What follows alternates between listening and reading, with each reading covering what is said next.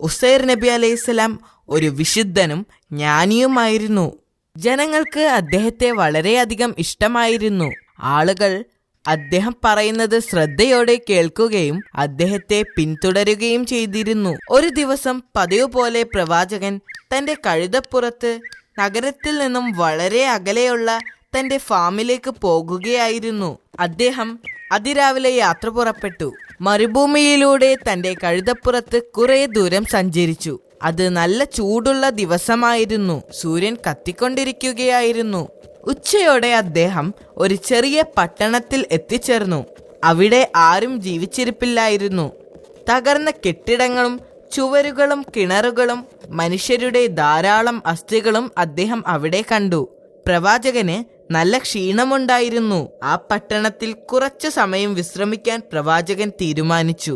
അദ്ദേഹം കഴുതപ്പുറത്തു നിന്നും ഇറങ്ങി ഒരു മരത്തണലിലിരുന്നു.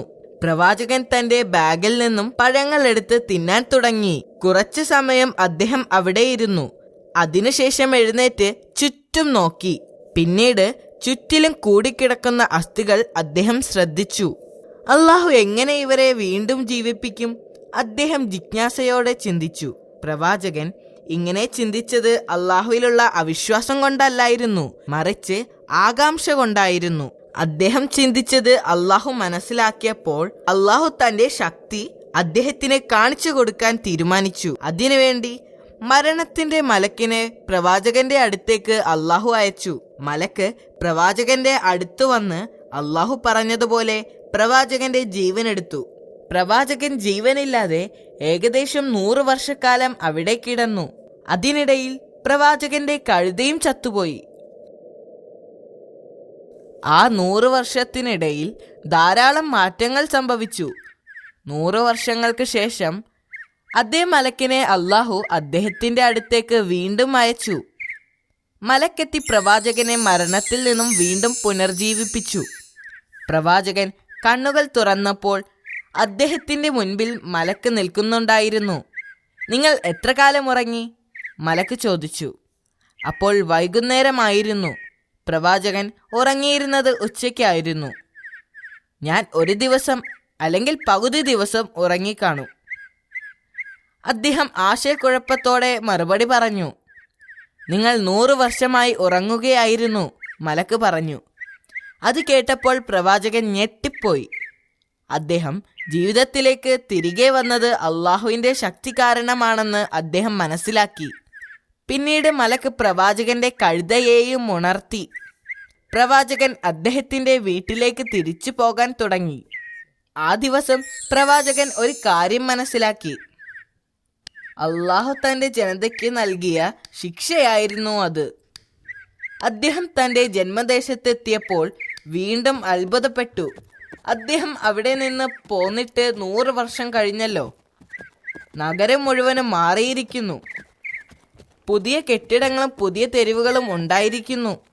അദ്ദേഹത്തിന് ആരെയും തിരിച്ചറിയാൻ കഴിഞ്ഞില്ല. അദ്ദേഹം ആ കഴുതപ്പുറത്ത് നഗരത്തിലൂടെ സഞ്ചരിച്ചു. എന്നിട്ട് തൻ്റെ വീടിന് നേരെ യാത്രയായി.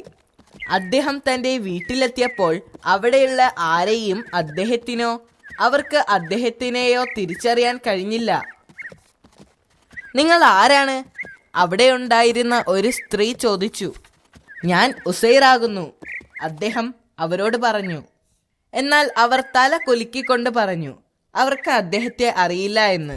അവർ അവിടെയുണ്ടായിരുന്ന പുരുഷന്മാരോട് അദ്ദേഹത്തിനെ അറിയുമോ എന്ന് ചോദിച്ചു. അവർക്കാർക്കും അദ്ദേഹത്തെ അറിയില്ല എന്ന് പറഞ്ഞു. അപ്പോൾ അദ്ദേഹം അവിടെയുണ്ടായിരുന്ന വൃദ്ധയുടെ അടുക്കൽ ചെന്നു.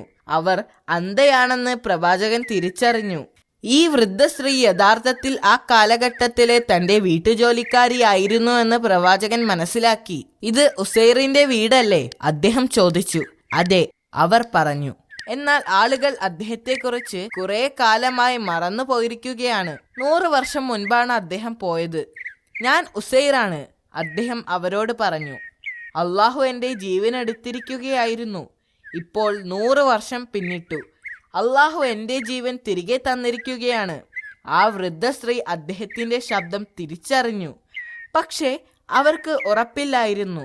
അവർ പറഞ്ഞു, അവർക്കെങ്ങനെ ഉറപ്പിക്കാനാവും? ഒന്നോ രണ്ടോ വർഷങ്ങളല്ലല്ലോ, നീണ്ട 100 വർഷം കഴിഞ്ഞിരിക്കുന്നു. അവർ പറഞ്ഞു, അള്ളാഹു ഉസൈറിന്റെ പ്രാർത്ഥനയ്ക്ക് ഉത്തരം നൽകും. നിങ്ങൾ ഉസൈറാണെങ്കിൽ എനിക്ക് കാഴ്ച കിട്ടാനും എനിക്ക് നടക്കാൻ കഴിയാനും അള്ളാഹുവിനോട് പ്രാർത്ഥിക്കുക.